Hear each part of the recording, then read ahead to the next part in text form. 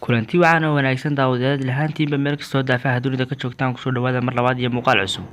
bartaad nagala socotaan waa channelka Mareey TV oo la soo gudbinta warar xiiso leh sidoo kale arrimaha fanka iyo suugaanta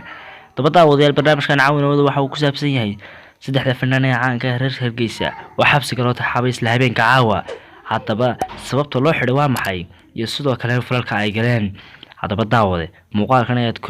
ka ogaan doontaa waxa loo xidhay saddexdaasi fanaan haddaba daawadayaal waxaan ka codsanaynaa inaad channelka subscribe noo saartaan sidoo kale kambalka aad furataan video kastaan soo gelinaa noo la garaysaan haddaba daawadayaal barnaamijka haddii aan idin guda galo waxa uu ku bilaabmayaa sida tan saddexda fanaan ee Saalax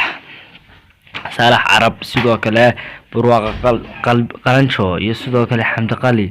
ayaa lagu xidhay magaalada Hargeysa kuwaasi oo ku sugnaa muddooyinkii la soo dhaafay magaalada caasimadda ee Hargeysa haddaba fanaaniinta oo ka soo laabtay dalka Soomaaliya gaar ahaan caasimadda dalka ee Muqdisho ayaa yimi magaalada Hargeysa haddaba markii ay fanaaniintu magaalada Hargeysa soo gaareen lama saxidin laakiin si waxa la xidhay marka ay joogeen muddo 2 bilood ah haddaba fanaaniinta oo aan la sheegin sababta loo xidhay haddaba dhammaan dadweynaha taageera fanaaniinta ayaa iska ogaaday in lagu xidhay sababta loo xidhay ay tahay in ay aadeen magaalada Muqdisho halkaasi oo ay ku soo qabteen showyo kala duwan